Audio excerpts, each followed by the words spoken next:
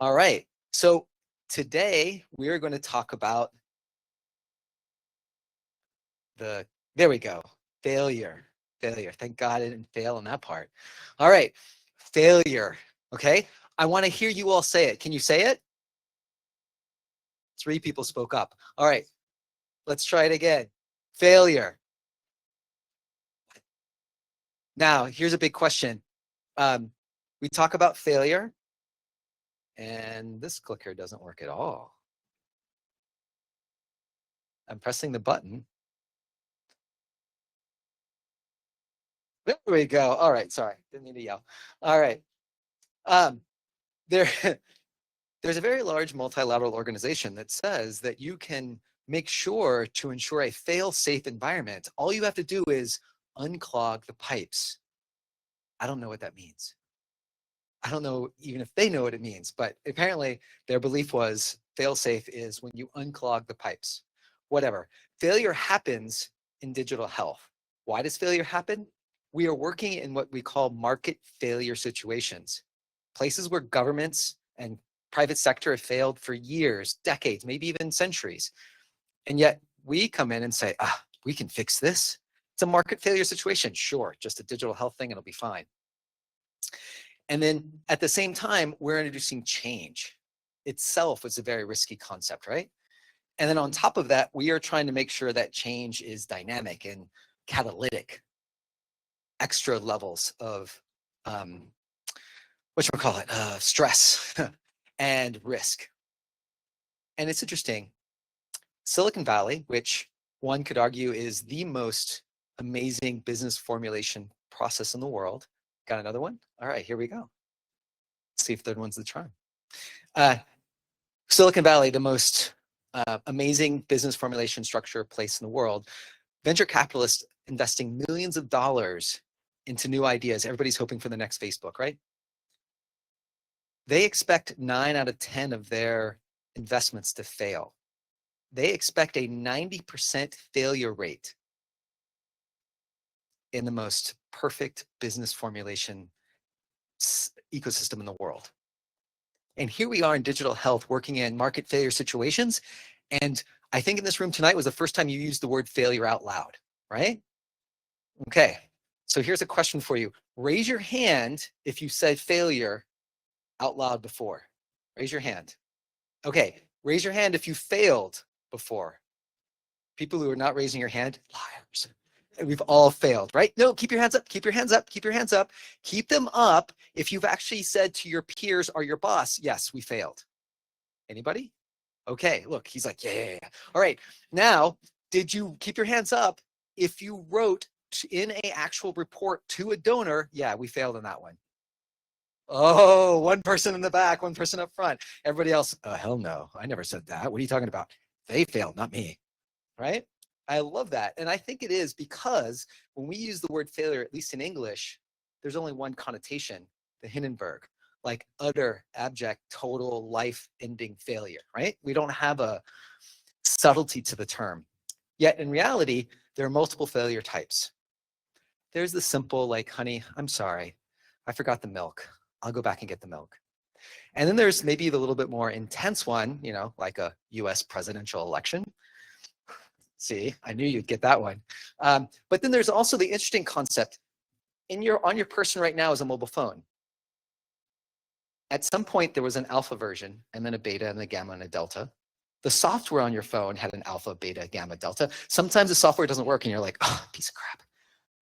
But you just move on, right? Because you expect it to be failure. And yet we never fail in digital health. Here's this guy. You probably have heard of him. He's got some money. You know, he's done some few successful things, but he's very honest that failure happens. And at one point, he decided he was going to invest in mobile phones. Raise your hand if you have an Amazon Fire phone on your person right now. Anybody? Anybody? Nobody. That was only a $170 million failure, right? More than all of our digital health projects put together. And, you know, he was like, yeah, it didn't work out. We're moving on. Didn't wallow in it, didn't like it, be intense about it. He was just like, it's an opportunity to learn, and now we're going to move on. In fact, many of the people that founded the foundations and made all the money that we use have graveyards of failure. They call it research and development, right? Yeah, they do. It's amazing. And then they understand it's a first attempt at learning. And here's a good one. Angry Birds. How many people have played Angry Birds? Yeah. Do you know that was the 52nd game from Rocco Labs? Anybody heard of the first 51 games? Anybody? No, because they were all failures. Now imagine writing the proposal, Dear Gates Foundation, you're going to invest in us and we're going to have 52 pilots. 51 of those are going to fail. The 52nd pilot's going to be amazing. Good luck with that proposal. Here's another one. Pfizer, big pharmaceutical company, spends millions, tens of millions of dollars to get to human trials for a drug that will solve and reduce heart attacks. They get to human trials, absolutely no statistical significant change. There is no evidence that that drug works to reduce heart attacks. The heart attack people are having their own heart attacks, right? Oh my God, millions of dollars wasted. But guess what? That side effect, holy Jesus. True story. Viagra actually started as a heart attack medication. Now it's a multi-billion-dollar line item for Pfizer. The Pfizer, leadership, very happy about Viagra. The heart attack researchers still do not have a solution for heart attacks. So imagine if you were the heart attack researchers and you solved for Alzheimer's. Would you be happy, or would you still be pissed that heart attacks are the leading cause of death of men over 50? Right? So we have to think differently about our successes and our failures, because failures don't define you. Those of you who are parents, you know this every single day, especially on school picture day. And yes, I sent them to school just like this. I bought those photos. I'm so happy when the night that they're going to get married, that's going to go up on the screen. My kids actually know this. They're like, oh, Dad, you're going to show that picture again? Yes. So, when you hear about all these successes and it sounds like, oh, it's this linear process. They woke up one day, they did it, and oh my God, it's a big success. Bullshit. They spent years in the wilderness failing, in controlled failure, saying, okay, that didn't work. Let me try it again. That didn't work. That works. Okay, we try that. That failed. Let's try it again. That'll work, right?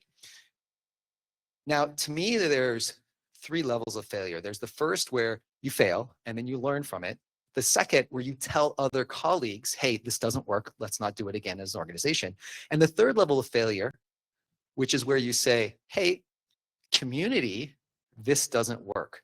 We need to try something else. That third component almost never happens. The second one is really rare. The first one, okay. But the reality is, let's say you build the perfect digital health solution. Some of you know where this is going, right? And you're like, this is the perfect digital health solution. And then the Rebel Alliance blows it up. Damn. Okay, you know what we're going to do? We're going to modify it a little bit around the edges, and we're going to try it again. Because the second time, it'll definitely work, right? This is when you haven't told your colleagues. And we all know what happens, right? But if you don't tell others, if you don't express it beyond your small group, another group's going to come along a little bit later, and they're going to build the exact same idea, just on a bigger scale. Because, that will solve the problem. And we know what happens, right? So the whole point tonight is to talk about failure in digital health, so we all learn from this process, that we don't recreate the flat tire, or worse, recreate a blown up Death Star, and that we think and know and understand better how to do digital health. And so with that, I'm going to turn it over to Shubs, who's going to take us away.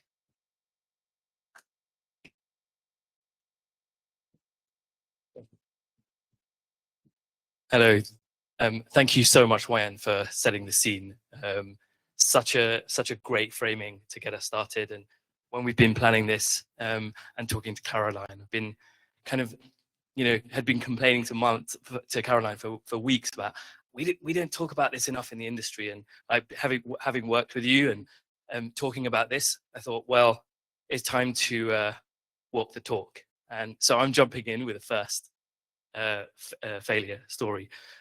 So I'm Shubs. I am a former family physician from the UK. I spent the last 7 years working in digital health.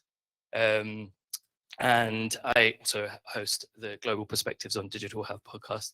And there are many, many people who have presented today who I would love to invite on the podcast, by the way. Let me set the scene for you. So one of the companies I've worked for, they had, so this is about 4 or 5 years ago. I'm the clinical lead, really, really excited. It's our first health system client, a huge health system in the US, one of the biggest. And it was our chance to really show that, oh, wow, okay, we've got some assumptions around this, we've got some hypotheses about this, we've got a great partner. And this is our chance to show the world we can really create value in this space, getting people to the right care at the right time. And so everyone's pumped. Our engineers, our designers, our product team, our clinicians, we're all engaged. We've got user requirements. Caroline, if you looked at our implementation roadmap, you'd be super happy with it. We'd aligned with the client. They tested it. They were really happy with it. And so we were pretty confident. We'd done exactly what the client had asked for. So we come to go live. And we'd had a meeting with their clinical department and the IT department 2 weeks later. You need kind of a bit of data to come through, real world data to come through to see how things are going. And we'd been looking at the data on our side for a couple of weeks. You know, as with all implementations, as with all integrations, there are a few things that we needed to iron out, and no safety issues. We're looking pretty good, feeling good about that 2-week conversation. And we're coming up to the Friday because all of these things come out on a Friday, of course. And we get an email from their clinical director. And the subject is, we need to talk. We are concerned. And of course, the CEO was CC'd in it. And so, yeah, happens on a Friday. So that's a weekend of worry. And on the Monday, we do what all awesome digital health companies do. We had a series of meetings. And in these meetings, we were doing what everyone maybe could relate to, right? We need to push back on X. You know, we can understand their concerns on this, but we've got a good explanation for it. And the doom planning began as well. So someone in the corner saying, they're going to pull the plug. This is our opportunity, right? Really down the drain. And some of us said, you know, well, let's we've got this meeting tomorrow with them. Let's hear them out. And there was actually one of our engineers who said, guys, we got to own this. We have to own this. Let's acknowledge it. Let's not try to offer solutions or pushback. Let's tell them, yeah, look, in your eyes and in our eyes, we failed. Like, let's listen. Let's not offer any solutions. And let's figure this out together. That's flipped a switch in our minds. And we listened to what they had to say. And we were like, you know what? Actually, you're absolutely right. And we're going to go back. And we're not going to try and have quick fixes to this, which obviously we need to do. But this is an opportunity for us to rethink how we do things.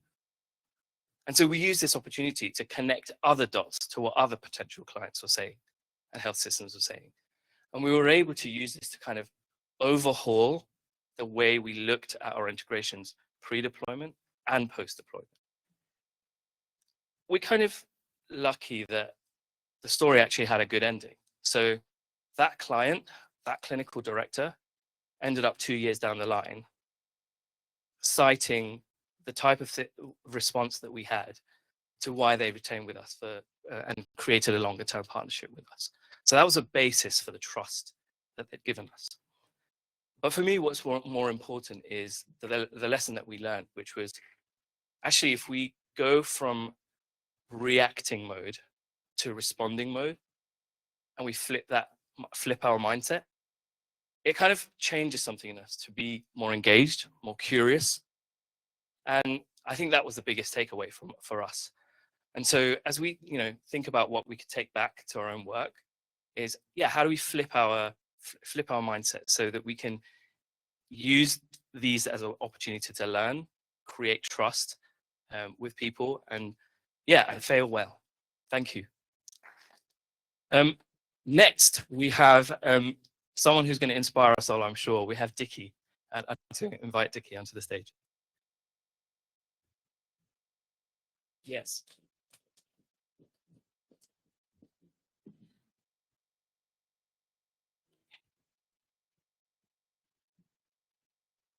Leaving us in suspense, Dickie. Oh, what a long kind of build the suspense moment there all the way down the hall. Whoever's coming up next, want to come up a little closer? Is that you, Patty? All right. All right. Good. I better be good then. Okay. What I want to do is unpack something I talked about. Don't need this. Already on my panel earlier, for those who are here, I touched on it as an example. And as I got to thinking about it and remembered the FailFest, it seemed, this is timely, it's relevant, it's important. Let's talk about this just a little more. I really want to leave it clearly and strongly in your minds, because this fail I'm going to talk about, I figured out, I did actually have a personal failure here that contributed to this challenge. I was originally thinking, oh, well, it's not fair. I can't talk about this because it's not a personal failure. No, I did. So don't worry about that. But this is the systemic failure of the nature of development that we are all navigating right now and learning from right now, and have the opportunity to address, apply, and do it differently right now. Okay, so I think I already said there was a country. Here's a country. I'm Dickie, Medic, Community Health Toolkit platform. There's a country that uses Community Health Toolkit at pretty substantial scale to support a large number of community health workers and a large number of households that otherwise have never had access to care before. And they are integrating into the national health system in a really powerful and important way that I think is a critical model for how we really want to use digital to close the gaps to UHC. And so this has been so important and so valuable and so exciting. And then, of course, we all faced what we did. It's been a great country. It's had a lot of robust digital investment and projects, lots of USAID support. You see where this is going. And earlier this year, of course, we've gone through what we've gone through. We've had foreign aid Thanos snap his fingers, and suddenly half of all of us are gone. And we look around and go, wow. And suddenly half of the partners are gone, and half of the support is gone. And all of these resources that have been propping up these systems are gone. Ideally, if we've done our job right and well, we partnered from the beginning, right? We've been working deeply in capacity and in support. It should be possible for half of us to be gone and to have nothing fail. Unfortunately, I got a call probably 2 weeks into February, got a call from our team there and said, hey, you think we could maybe buy a $7,000 temperature sensor for the data center? And I'm like, well, kind of just had quite a bit of funding disappear, as many of us had. I think we can't cover all of it. See, and here's where the failure, you can see the chagrin on my face. I don't know we can cover all of it, but why don't you reach out to other partners? Because this country has a fantastic partner network of different partners who are working on and supporting implementing. Let's see if we can't do some cost sharing and figure this out. How urgent do you think this is? Oh, I'll go back and find out. How critical is this? And he says, I'll go back and find out. I will come back to you tomorrow. Well, temperature sensor, data center, country that would reach 30 degrees Celsius the next day. I get a call the next day and said, okay, then any partner, what do we think?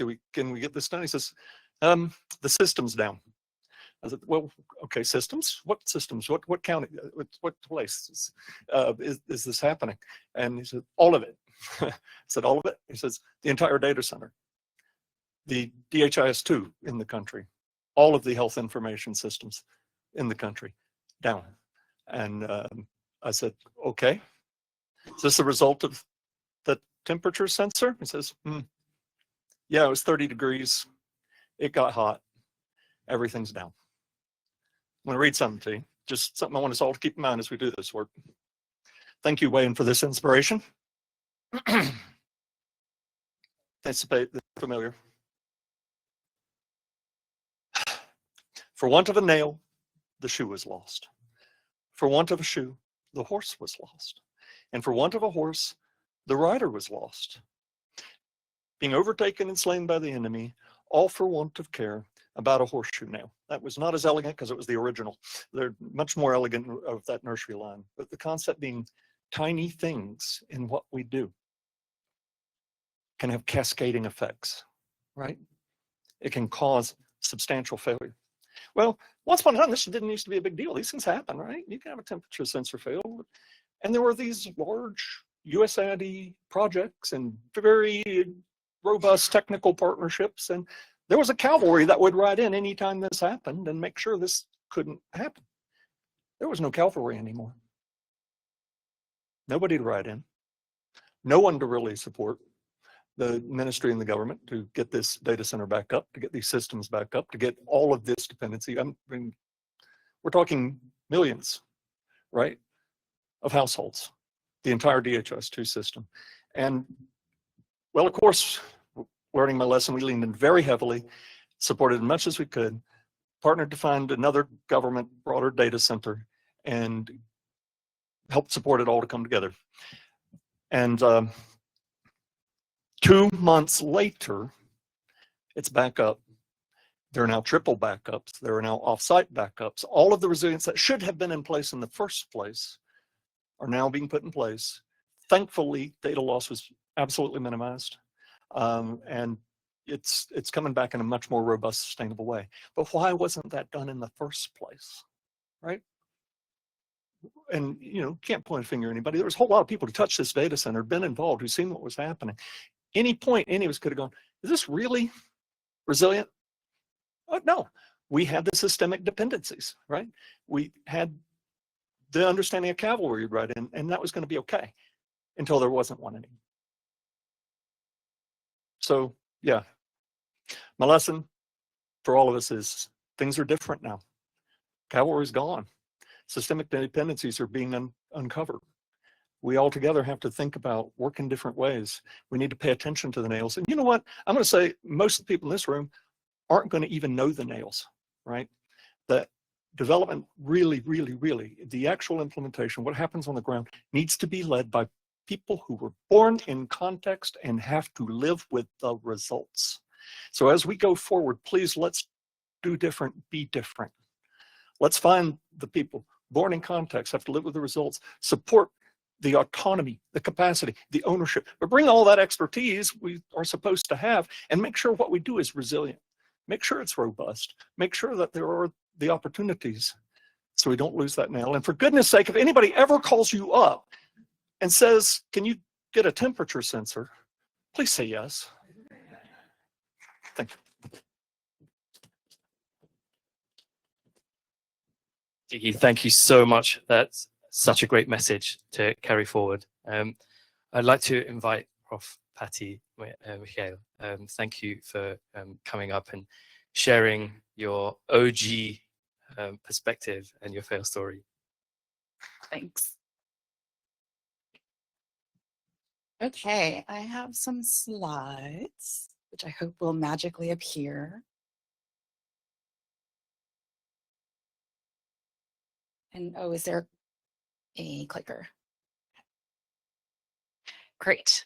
Okay, so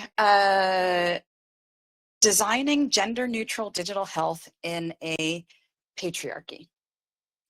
So you've heard of the book Born a Crime by Trevor Noah. How many people here have actually read this book? It's a great book. If you haven't read it, strongly recommend that you read it. So I'll kind of like try to one-up him. I was born a gender fail.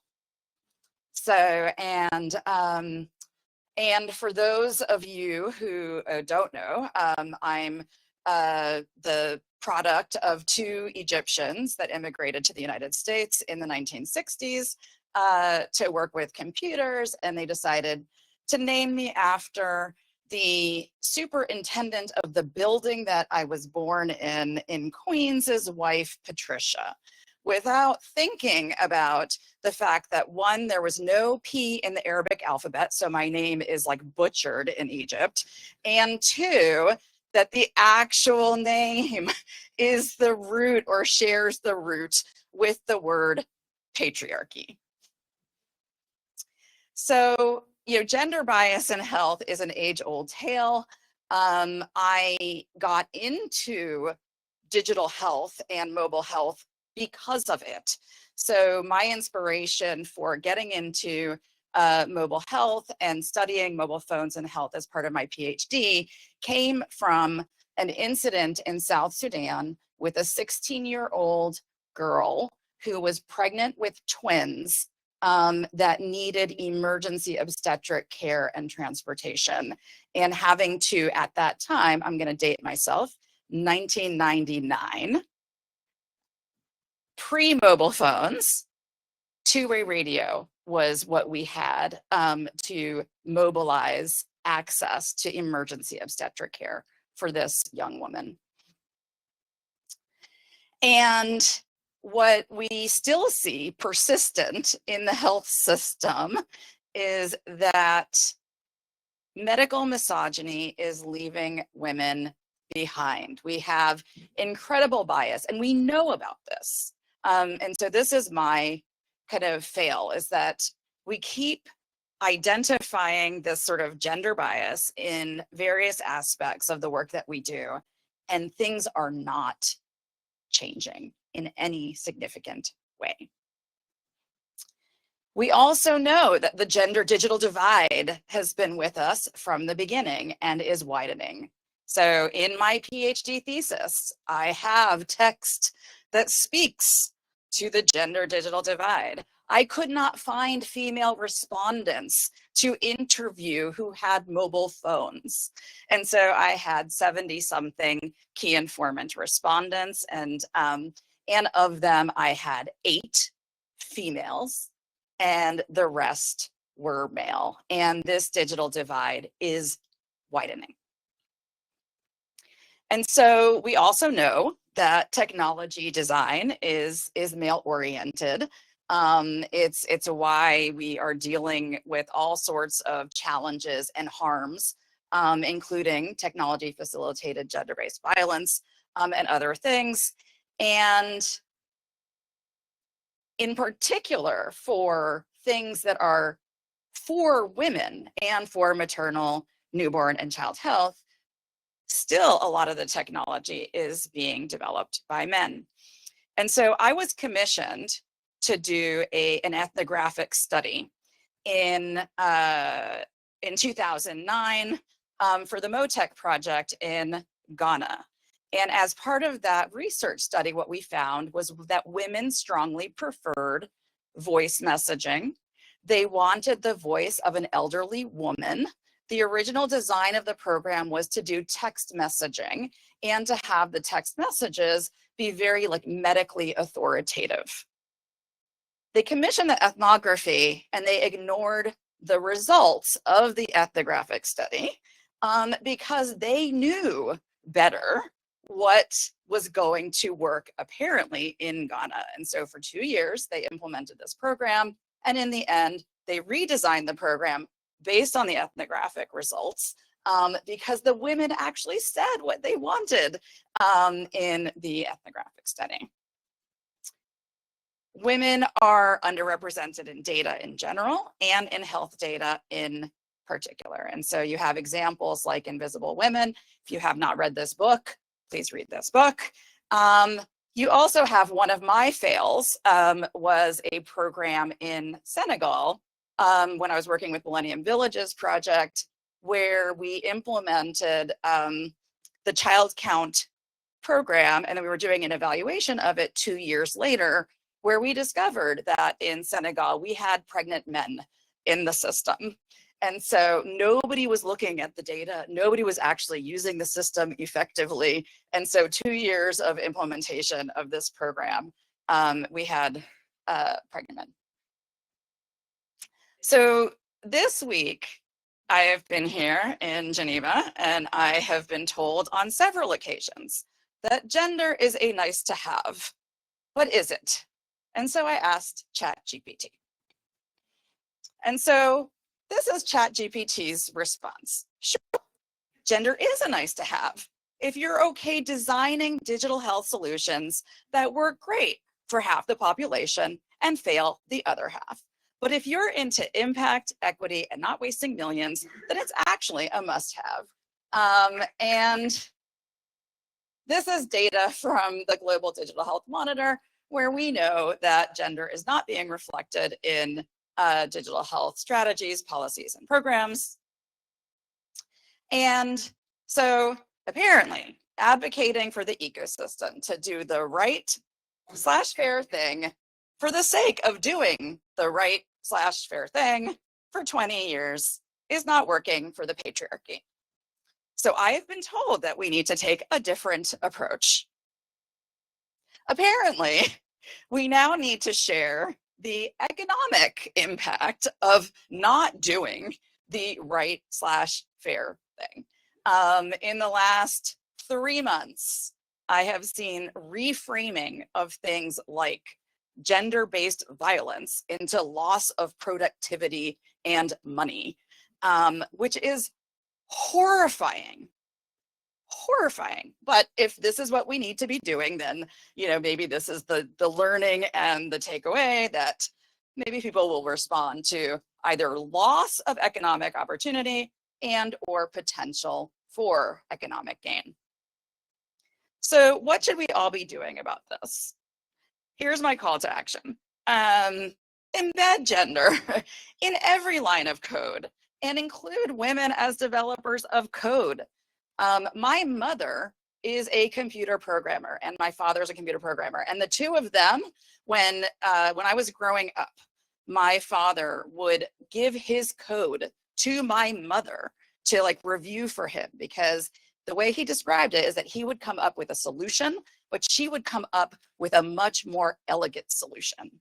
And she would sit with it forever until she found the right way to do the thing. Shift power, not just practice.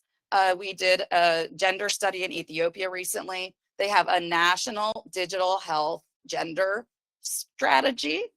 It is not translating into operationalization or change on the ground. And then measure what matters. Measure gender transformation in health and in technology, in the outcomes, not just in the inputs. So thank you.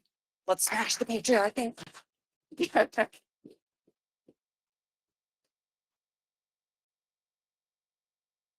Gosh, thank you so much, Paddy. Mind blown. Honestly, wow. I want to keep the momentum going. Let's invite Dr. Frederick Erler from the Geneva University Hospitals. Thank you for coming up and taking the stage. Thank you.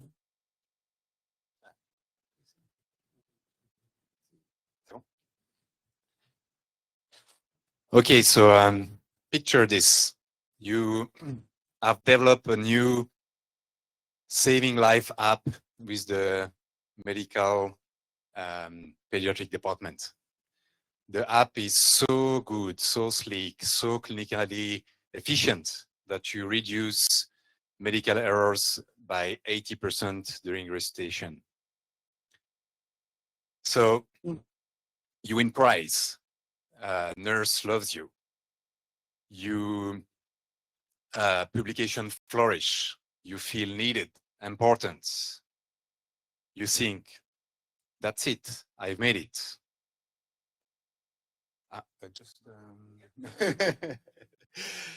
So that's when somebody come to see you and say, have you ever think about bringing this product to the field in a large humanitarian organization?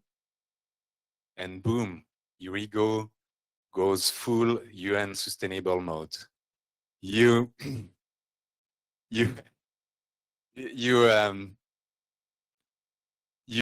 Sorry.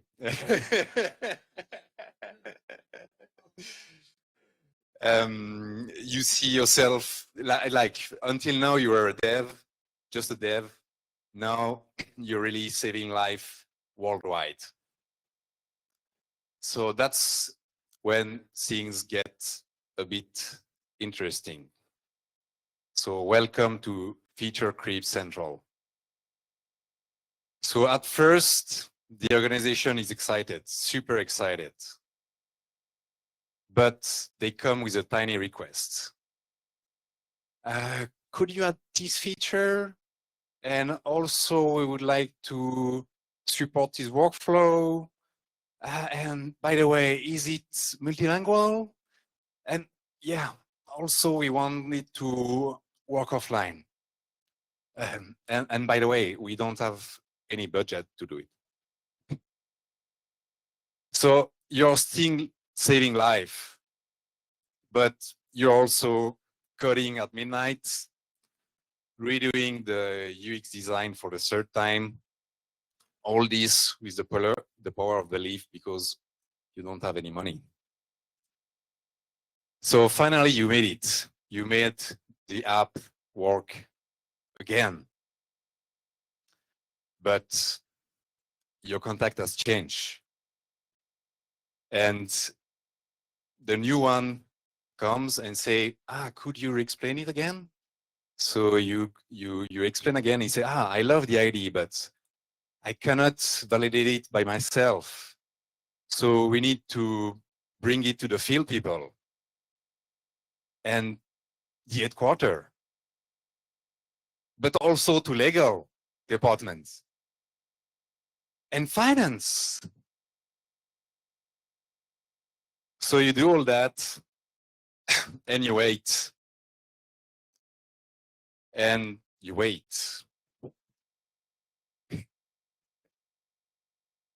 So you redevelop features, you rewrite the proposal, the team change again. So you lose the face, your teams get bored. And finally, one day you don't open the project folder anymore. So yeah, that's so what will we do differently? So it's really important to get a strong written early commitment, because you shouldn't confuse interest with commitment. You need to identify a stable and influential champion that can bring your product into the organization. And maybe, just maybe, remember that even an app that saves lives need a product owner and a budget. So, but we don't lose face. We will continue with the project. Thank you.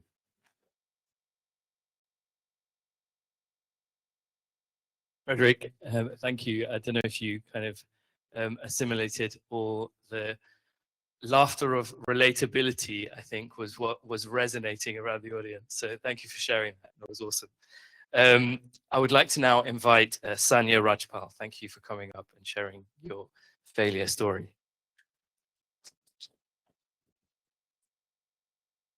How's it going, everyone? Still awake? Just about? The wine is coming soon. Hi. So my failure story is about the realization that sometimes the biggest failure is not taking risk. So I run a company called Adagio VR. We use virtual reality to deliver evidence-based, trauma-focused therapies at scale with accessibility for brain, mental, and behavioral health. After 6 years of R&D, my wonderful co-founder, who's a fellow at the Royal College of Psychiatry and a consultant psychiatrist, took everything that he knew to try and solve the decades of weight of suffering before someone reaches a professional like him.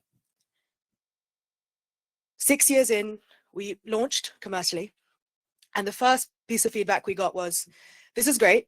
Yes, we know everything's evidence-based, but you yourself need to do RCTs. So go away, spend another 2 to 5 years, a couple of £100,000. At the end of it, if it doesn't work, that's okay. It's like, okay, launched a business, taken risk, and this is the feedback. That's fine. I'm a commercially minded person. This is the commercial requirement. Let's go. Over the next 3 months, we built a research collaborative between researchers in Cambridge, Maastricht, LSE, and a whole host of advisors that helped us shape what our research could look like. Coming from an international development background myself, I really wanted to do this in a context where we could really prove the marginalization and the accessibility element of our work. So went to India and luckily was able to build a really wonderful relationship with a community organization that served trans and LGBTQ community in Delhi. 3 months of having a lot of conversations and bringing a lot of people together that usually don't like to pay attention to anything, let alone one random Sanya. All of the institutions that we had in place said, we cannot go ahead until you have a local ethics committee in India verify the proposal before going ahead. Fair enough, let's do that. Was able to bring on the top researcher in community health in India, most research done, extremely senior doctor, and she was strict as one should be in such a context. She spent another 3 months with us, refining and refining and refining the proposal. Every time she came back and said, change this, improve this, develop this, rethink this, we went at it again and again and again. 6 months later, as we were 3 days away from doing the ethics proposal submission, we get a final email, the same sort of scary Friday evening email. I was actually in Geneva at the time, saying, oh, there's just one more thing. My institution, one of the top hospitals in India, will not go ahead until there is a psychiatrist from our institution on board for the research. Okay, not a problem. Please, let's have the meeting, let's get it going. At this point, we've spent 6 months, we've done all this work, built brick by brick this vision. We have the meeting Monday morning, exactly the same weekend of Vari came through. This very senior psychiatrist joins late, listens to maybe 5 minutes maximum of what we had to say. And he said, yeah, that's fine. What we need is for you to pay for me and a psychologist for a year and for you to just send all of the trans people like to our hospital and we will do the research here. And in that moment, that brick by brick by brick of bringing all of these institutions together felt like a house of cards that just collapsed. In that moment, the decision before me was option one, bend to the situation, accept this very senior man's requirements, and let go of our vision, which was for community-based, early intervention, empowerment-focused work. Because without it, there was no funding, there was no research that we could publish, and there was no commercial output for that work. And we're a bootstrap baby startup. And for us to take any sort of risk like this would be considered objectively insane. And you ask anybody in tech, they would tell you the same thing, unless maybe you're an SF. Particularly in the UK, the failure is slightly less appreciated as well. But at the same time, me and my team sat down and we said, there is no commercial outcomes for this. What do we do? And then we realized for 6 months, this community organization has waited for us to do all of this faff, to do all of this chatting with all of these experts, while these community members were still suffering. So we thought, you know what? The outcome is the people. Let's just see what happens. But what it also forced us to do was sort of rethink what we had developed. Because the original vision was to create something completely autonomous of healthcare workers. So 6 months had passed and we decided, let's take the risk and let's go ahead. We will just do this. We worked with the pre-existing healthcare workers that were already in the ecosystem. We made our governance even more robust. We hired from the community. We trained them. We asked them. We co-delivered, co-developed it, all of it. And fundamentally, all of that learning is what has informed where we are today. It has actually created our process and it has helped us develop much more high quality understanding of what the word accessibility means. But also what it did was 3 months later, after finishing the project, which, by the way, took 4 times longer than we expected, was 10 times harder, especially when it was 50 degrees and you're sitting in a basement with no air conditioning and waiting for 2 people to show up who are day wage workers, and maybe they won't even respond to their messages, but you're there because you really care about this community and you will bloody build this trust. Through that effort, 150 trans LGBTQ community members were able to access our technology, and we saw on average 85% improvement across all clinical metrics of stress, anxiety, depression, trauma, etc. during that period of time. More than that, we were able to provide jobs, training, and support, and empower the community to support people like them, which is something we continue to do. 3 months later, we were able to, with no official commercial output at the beginning, present our work to the Health Minister of India. And they have now gone on to commission a 3-site RCT for us that they will fund. So that initial risk definitely did pay off. And even better, 6 months after we'd finished, a funder who saw our work and developed trust with us has commissioned for us to be able to deliver it to 5,000 more community members across multiple marginalized communities. And all I can say is, in that moment, and I remember that moment thinking, I have no reason to do this anymore. This doesn't seem like it's worth it. There is no official commercial or research or organizational reason to do this. Will my team even trust me to do this really hard thing in another country where we don't even have the infrastructure or the resources to do it? What I can say today, and hopefully what I can sort of share with you all, is that one challenge and one learning. One challenge is that anybody who comes from that healthcare background, I challenge you, and I hope we continue to challenge ourselves, to really push the boundaries of what safety, security, and access looks like. Because we have to do better than just remaining in our rigid lines of work. And secondly, the lesson, I think, is that sometimes the biggest risk, with no official reason to go about taking it, results in the best magic. Thank you so much.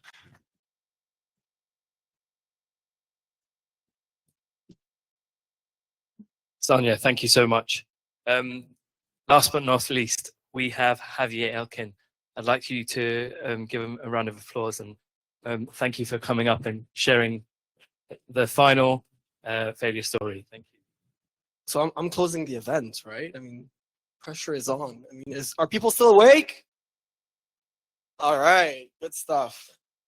So one button, can't get this wrong. Last famous words, right? Okay, so hi everyone. I'm Javier Elkin, Head of Digital Health at ICRC. And today I'll tell you about one of our biggest fails.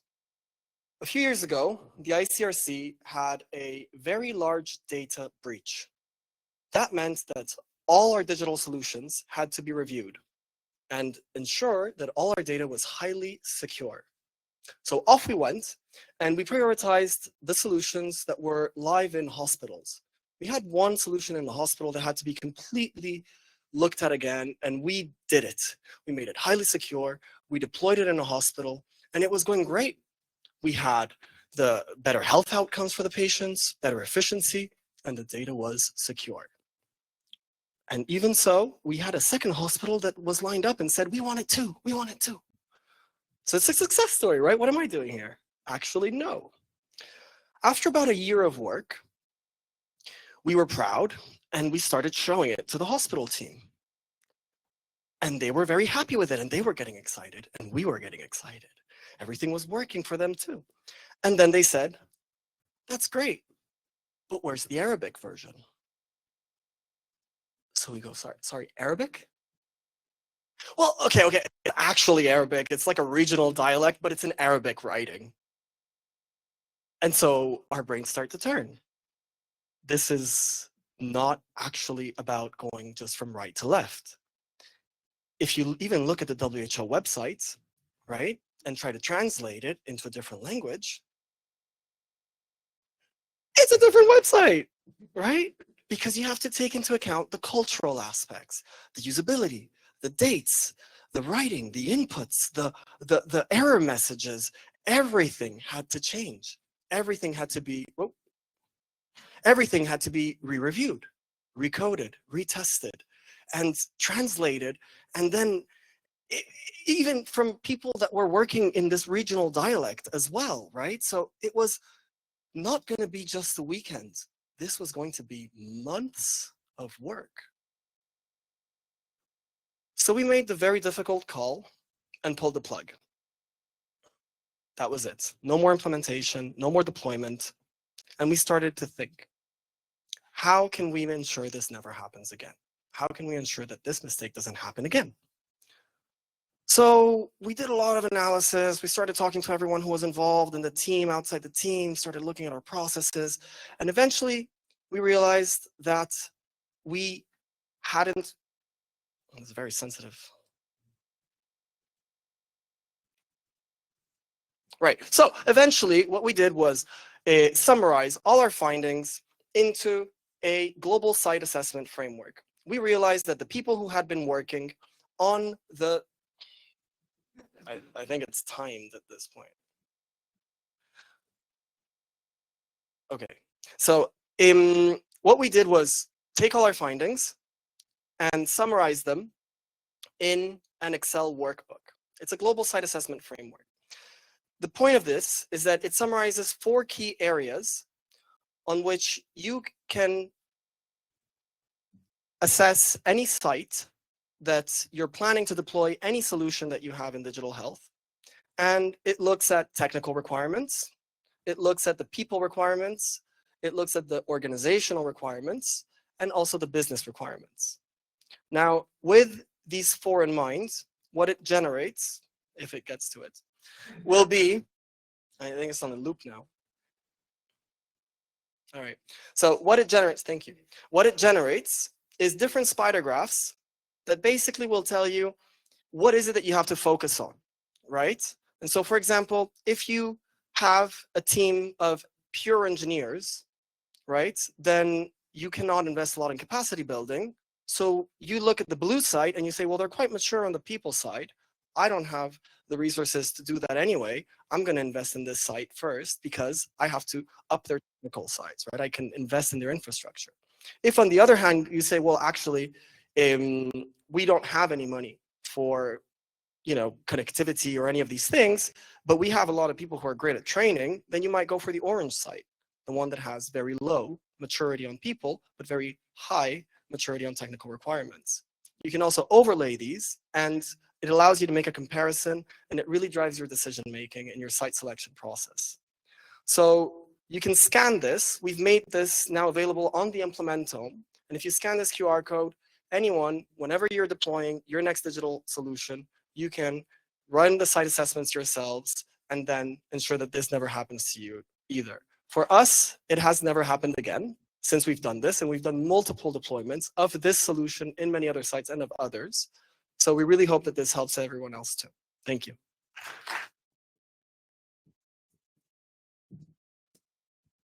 Javier, thank you so much. I just want to kind of close this out. I think what we've observed today is that this type of conversation on a day like this, where, throughout the day, we've seen, I was talking to someone today, it's like a game of snakes. Imagine a game of snakes and ladders, all the amazing impact that we're trying to do. And often at conferences, we're hearing about what's happening at Square 100, but we're not hearing about that whole journey of the ups and the ladder, and then the downs on the snake, and that journey and those stories. There's so much value, and I think we could do so much better as an ecosystem across wherever we work to talk about this and create the space to talk about this. So not just the big successes, but the value from learning, right? And so I think Wayne captured it well, and this is and Javier's example was so good. Often I think most of us buy into the mindset, right? Yeah, we do need to talk about failure, but what are the structures that we have? What's the framing? What's the environment? And so to me, what are the practical, tactical things that we can take away to our own work? One of the things that Implementome and the work that Caroline and the Global Digital Geneva Digital Health Hub has done is the work on implementation reports. So a scientifically accepted structure of this conversation. And then there's having this type of conversation in this type of setting. But what else that we could take back?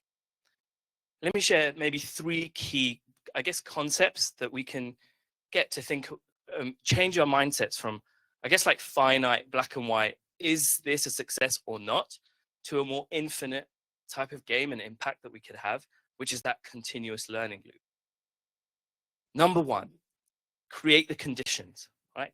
This type of condition. We talk about a growth mindset individually in our careers, but how do we make that happen?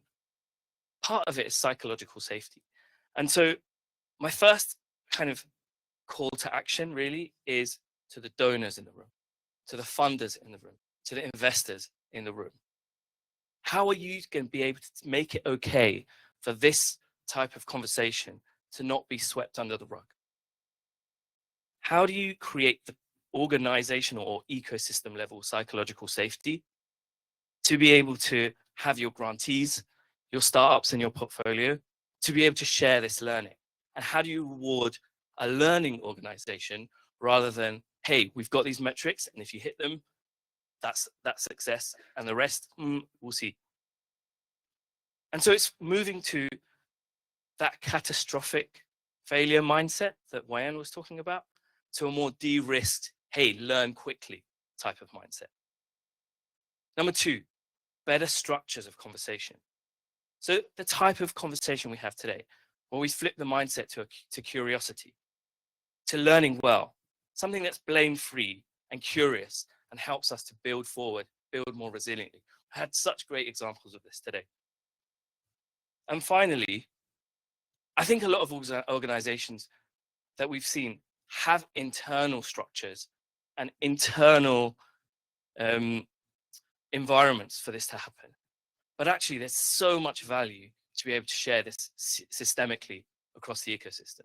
Javier's example is such a good one. It's on Implementome, so everybody else can learn from it. There's so much value. I mean, the amount of work that we've seen, the amount of impact that people are building towards, like really hard things, imagine the value of sharing the anti-patterns, the missteps, the failures that we have, so that people who are like starting up on their journey or kind of doing something adjacently, solving a similar use case, a similar problem. Imagine the value that they would have to take those learnings and to be able to actually create that impact more resourcefully, faster. I think that's worth going for. And so there's something that we can all do in this ecosystem, which is to have these conversations and share them. So that's my takeaway to everyone, so that we can really kind of get to square 100, of course, but we can help each other along the way with this type of conversation. Thank you so much. I want to invite Wayan back onto the stage, and we're almost ready to let you get to wine and beer. Thanks. All right. Don't leave. Come back up. So all of you that presented, please come up. Come on, it's okay. Even you in the back, Dickie, if that's you. All right. So these very brave souls, thank you for talking about failure. Because when we first thought of this idea, it was like, failure? Sure. Anybody's ever going to say yes to that? Actually, they did. So please give everybody a great round of applause.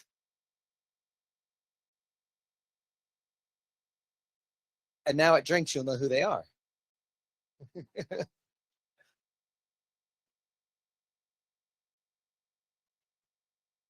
These are our greatest losers, successes, greatest failures. Awesome. Thank you, everybody. Another round of applause, please.